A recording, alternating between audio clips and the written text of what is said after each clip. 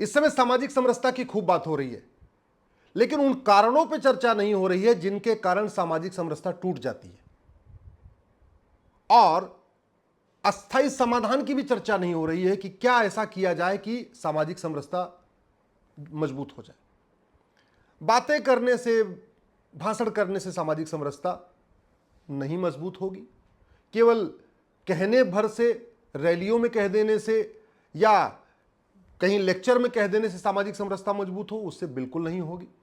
सबसे पहले यह देखना पड़ेगा सामाजिक समरसता किन कारणों से टूट रही है। गांव में सामाजिक समरसता इसलिए टूट जाती है कि एक दबंग व्यक्ति एक गरीब के जमीन पे कब्जा कर लेता है।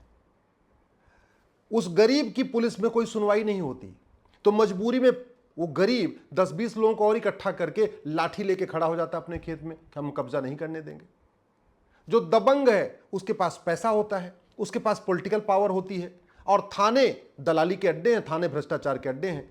वो थानेदार को कुछ पैसा देता है और गरीब के खिलाफ एफआईआर करवा देता है, झूठा एफआईआर करवा देता है। पहले दो लोगों में दुश्मनी थी, अब एफआईआर हो गई तो गवाहों के बयान भी होंगे। अब गरीब भी लाएगा 10-20 गवाह, और जो दबंग है वो भी लाएगा 10-20 गवाह। अब जब दबंग लाएगा तो जो पहले दो में झगड़ा था, वो झगड़ा फैलते फैलते 20-25 परिवारों में पहुंच गया। सामाजिक समरसता इसलिए टूट रही है क्योंकि भारत में अवैध निर्माण करना, दूसरों की जमीन पे कब्जा करना, यह गंभीर अपराध नहीं है। 40 साल 50 साल के बाद केवल इतना होता है कोर्ट से कि जिसकी जमीन है उसको मिल जाता है। उसमें भी गरीब कई बार सुप्रीम कोर्ट तक लड़ी नहीं पाता, हाई कोर्ट तक लड़ी नहीं पाता। वो डिस्ट्रिक्ट कोर्ट में अगर हार गया, और डिस्ट्रिक्ट कोर्ट में हार भी जाते हैं क्योंकि डिस्ट्रिक्ट कोर्ट में बहुत भ्रष्टाचार है। जो दबंग होता है वो बड़े वकील खड़ा कर लेता है, जज को खरीद लेता है, डिस्ट्रिक्ट कोर्ट के पैसा दे देता है, और अंत में वो गरीब हार जाता है। उसकी जमीन होती है और उस पर जमीन पे हार जाता है, कब्जा हो जाता है अमीर का, फिर पूरी जिंदगी भर के लिए सामाजिक समरसता टूट जाती है। आप लाख बातों में कुछ कहिए, भाषण में कुछ भी कहिए, जिंदगी में कभी गांव में, उस गांव में गरीब और दबंग के बीच में सामाजिक समरसता आ ही नहीं सकती। सामाजिक समरसता इसलिए टूट जाती है क्योंकि झूठी शिकायत भारत में गंभीर अपराध नहीं है। झूठा एफआईआर दर्ज करवाना गंभीर अपराध नहीं है। सामाजिक समरसता इसलिए टूट रही है क्योंकि झूठी गवाही देना गंभीर अपराध नहीं है। झूठा एफिडेविट फाइल करना गंभीर अपराध नहीं है। चीटिंग, फ्रॉड, फोर्जरी, पर्जरी करना गंभीर अपराध नहीं है। एक दबंग आदमी दूसरे को मरा हुआ दिखा के उसकी वसीयत करा लेता है, विरासत करा लेता है, दूसरे की जमीन अपने नाम करा लेता है, झूठी वसीयत, झूठे विरासत से, और मुकदमा चलता है 40-50 साल। वो गरीब बेचारा हारता है क्योंकि उसके पास इतने पैसे नहीं कि वो बड़ा अच्छा कोई तगड़ा वकील कर ले और फिर उसको सुप्रीम कोर्ट तक लड़ सके। सामाजिक समरसता इसलिए भी टूट जाती है क्योंकि चीटिंग, फ्रॉड, फोर्जरी, पर्जरी गंभीर अपराध नहीं है। झूठी वसीयत बनवाना, झूठी विरासत बनवाना, झूठा कागज बनवाना गंभीर अपराध नहीं। लोग फर्जी डॉक्यूमेंट बना बना के दुनिया भर का फ्रॉड कर रहे हैं। झूठा आधार बनवा लेते हैं, झूठा राशन कार्ड बनवा लेते हैं, झूठा ड्राइविंग लाइसेंस बनवा लेते हैं, झूठा वोटर आईडी बनवा लेते हैं, झूठा बर्थ सर्टिफिकेट बनवा लेते हैं, झूठा डोमिसाइल सर्टिफिकेट बनवा लेते हैं, झूठा पासपोर्ट तक बनवा लेते हैं। क्यों बनवा लेते हैं? क्योंकि ये झूठे कागज बनवाना गंभीर अपराध नहीं है। तो जब तक झूठी शिकायत, झूठी जांच, झूठी गवाही, झूठे फैसले को गंभीर अपराध घोषित नहीं किया जाएगा, तब तक सामाजिक समरसता नहीं आएगी। जब तक झूठी विरासत, झूठी वसीयत, झूठे कागज तैयार कराने को गंभीर अपराध घोषित नहीं किया जाएगा और जल्दी जल्दी सजा नहीं मिलेगी, तब तक सामाजिक समरसता नहीं आएगी। जब तक ये गुलामी की शिक्षा व्यवस्था है, तब तक सामाजिक समरसता नहीं आ सकती।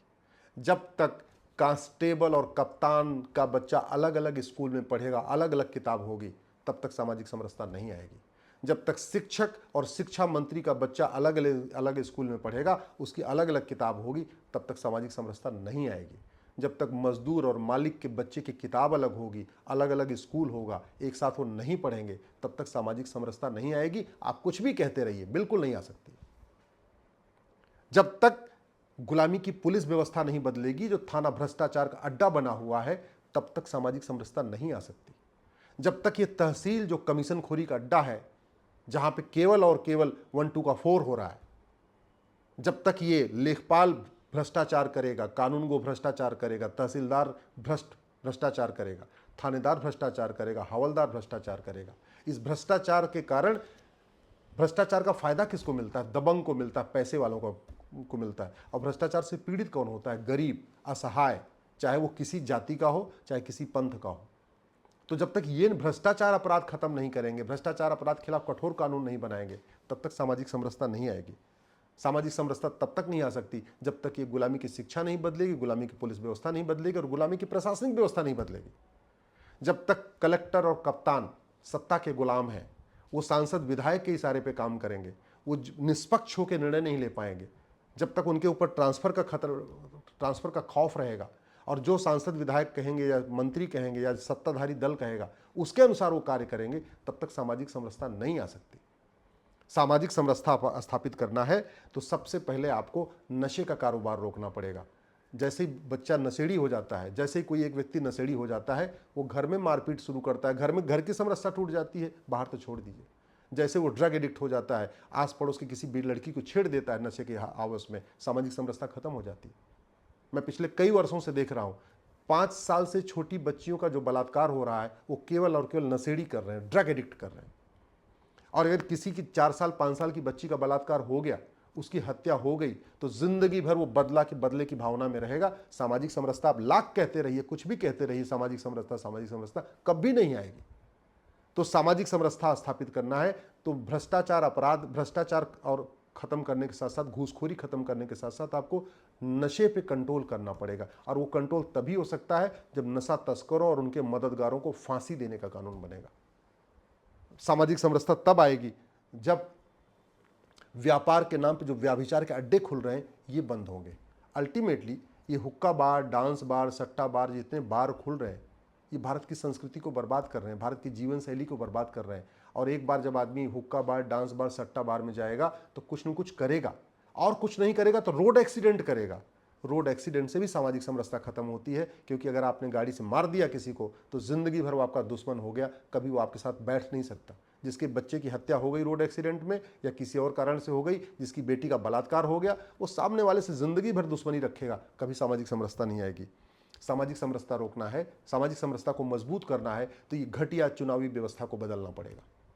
लोग जाति का जहर घोल रहे हैं, भाषा का जहर घोल रहे हैं, क्षेत्र का जहर घोल रहे हैं, अगड़े पिछड़े के आधार पर जहर घोल रहे हैं, और जहर घोल घोल के पार्षद बन रहे हैं, प्रधान बन रहे हैं, सांसद बन रहे हैं, विधायक बन रहे हैं। क्यों बन रहे हैं? क्योंकि रिप्रेजेंटेशन ऑफ पीपल एक्ट जो 1951 है, जो नेहरू ने बनाया था, वो अंग्रेजों का कॉपी पेस्ट है। उसमें कठोर कानून नहीं है कि अगर आपने जाति, भाषा, क्षेत्र का जहर घोला तो आपने जिंदगी भर चुनाव लड़ पाएंगे, न पार्टी बना पाएंगे, न पार्टी पदाधिकारी बन पाएंगे। तो अगर आपको सामाजिक समरसता मजबूत करनी है तो आपको एक यूनिफॉर्म इलेक्शन कोड भी लागू करना पड़ेगा, यूनिफॉर्म एजुकेशन कोड लागू करना पड़ेगा, यूनिफॉर्म पुलिस कोड लागू करना पड़ेगा, यूनिफॉर्म जुडिशियल कोड लागू करना पड़ेगा, यूनिफॉर्म एडमिनिस्ट्रेटिव कोड लागू करना पड़ेगा, और यूनिफॉर्म इलेक्शन कोड भी लागू करना पड़ेगा। अगर आपको सामाजिक समरसता स्थापित करनी है तो चिकित्सा व्यवस्था, जो हेल्थ केयर सिस्टम है, जो पूरी तरीके से ड्रग माफिया जिसको कंट्रोल कर रहे हैं, हॉस्पिटल माफिया कंट्रोल कर रहे हैं, ये बड़ी बड़ी दवा की कंपनियां जो पूरी पॉलिसी को कंट्रोल कर रही हैं, उसको आपको तोड़ना पड़ेगा और भारत में एक समग्र समावेशी चिकित्सा व्यवस्था लागू करना पड़ेगा, एक इंटीग्रेटेड हेल्थ केयर सिस्टम लागू कराना पड़ेगा। जब तक गरीब के लिए आप लंबी लंबी लाइन होगी, जब तक गरीब को ठीक से चिकित्सा नहीं मिल पाएगी, तब तक अमीर और गरीब के बीच में सामाजिक समरसता बिल्कुल नहीं आ सकती। सामाजिक समरसता तब खत्म होगी जब छुआछूत की मानसिकता खत्म होगी, और छुआछूत की मानसिकता तब खत्म होगी जब जाति व्यवस्था पीछे जाएगी और गोत्र व्यवस्था आगे आएगी। छुआछूत इसलिए चल रहा है कि लोगों को पता ही नहीं है कि जो गोत्र ब्राह्मण का होता है वही क्षत्रिय का होता है, वही वैश्य का होता है, वही दलित का होता है। पंथ में जो चरमपंथ बढ़ रहा है, कट्टरवाद बढ़ रहा है, वो इसलिए बढ़ रहा है कि पता ही नहीं है कि जो हिंदू का गोत्र है वही जैन का गोत्र है, वही बौद्ध का गोत्र है, वही सिख का गोत्र है। भाषा के आधार पे जो सामाजिक समरसता टूटी हुई है, और वो तोड़ा किसने किया है? वो पॉलिटिशियन ने किया हुआ है। वो क्यों? उन्होंने कर दिया है ना, उत्तर दक्षिण को लड़ा दिया है, उन्होंने तमिल और हिंदी का झगड़ा खड़ा कर दिया है। किसने किया है? नेताओं ने। क्यों कर दिया? सत्ता के लिए। सत्ता क्यों चाहिए? पैसे के लिए। तो जब तक आप भ्रष्टाचारियों को फांसी देने के लिए कानून नहीं बनाएंगे, तब तक ये ओट जीवी, नोट जीवी पैदा होते रहेंगे, जाति भाषा के क्षेत्र के आधार पर तोड़ते रहेंगे, और तोड़ते रहेंगे, सामाजिक समरसता नहीं आएगी। जब तक आप जस्टिस विद इन ईयर लागू नहीं करेंगे, जब तक शिक्षा में संस्कार नहीं होगा और कानून का खौफ नहीं होगा, तब तक सामाजिक समरसता नहीं आ सकती। और शिक्षा में संस्कार तभी आएगा जब ये मुगलिया मदरसे बंद होंगे, अंग्रेजों के मिशनरी स्कूल बंद होंगे, और भारतीय शिक्षा व्यवस्था लागू होगी। 1 नेशन 1 सिलेबस होगा, 1 नेशन 1 करिकुलम होगा, 1 नेशन 1 उसमें वेद पढ़ाएंगे, उपनिषद पढ़ाएंगे, जब भगवत गीता पढ़ाई जाएगी, रामायण पढ़ाया जाएगा, लोगों को त्रिभाषा का ज्ञान होगा, तब शिक्षा में संस्कार आएगा। जब ऋषियों महर्षियों को पढ़ाएंगे, हमारे महान राजाओं को पढ़ाएंगे, हमारे चंद्रगुप्त सम्राट विक्रमादित्य इनको पढ़ाएंगे, तब सामाजिक समरसता आएगी। सामाजिक समरसता स्थापित करना है तो आपको कानून का खौफ पैदा करना पड़ेगा, कानून कठोर हो, और सबसे इंपॉर्टेंट आपको जस्टिस विद इन ईयर लागू करना पड़ेगा। जस्टिस विद इन ईयर तभी हो सकता है जब झूठ बोलना गंभीर अपराध हो और झूठ पकड़ने के लिए नार्को पॉलीग्राफ ब्रेन मैपिंग कानून हो। तो इसलिए सामाजिक समरसता स्थापित करना है तो आपको इलेक्शन रिफॉर्म भी करना पड़ेगा, एजुकेशन रिफॉर्म भी करना पड़ेगा, पुलिस रिफॉर्म भी करना पड़ेगा, जुडिशियल रिफॉर्म भी करना पड़ेगा, एडमिनिस्ट्रेटिव रिफॉर्म भी करना पड़ेगा, एविडेंस रिफॉर्म भी करना पड़ेगा, और सबसे इंपॉर्टेंट झूठ को गंभीर अपराध घोषित करना पड़ेगा। यानी झूठी शिकायत, भाई दहेज हत्या का झूठा मुकदमा लिखा दिया, सामाजिक समरसता खत्म। SC ST का झूठा मुकदमा लिखा दिया, सामाजिक समरसता खत्म। बलात्कार का झूठा मुकदमा लिखा दिया, सामाजिक समरसता खत्म। दूसरे के मकान पे कब्जा कर लिया फर्जी कागज बनवा के, सामाजिक समरसता खत्म। दूसरे की जमीन पे फर्जी कागज बनवा के कब्जा कर लिया, फर्जी वसीयत बनवा के, सामाजिक समरसता खत्म।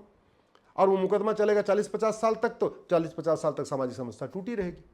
इसलिए हम कहने को भले कुछ कह ले, जब तक सामाजिक समरसता का जो टूटने का मूल कारण है उसको एड्रेस नहीं करेंगे, सामाजिक समरसता नहीं आएगी। समान शिक्षा, समान नागरिक संहिता, समान चिकित्सा के बिना सामाजिक समरसता नहीं आ सकती।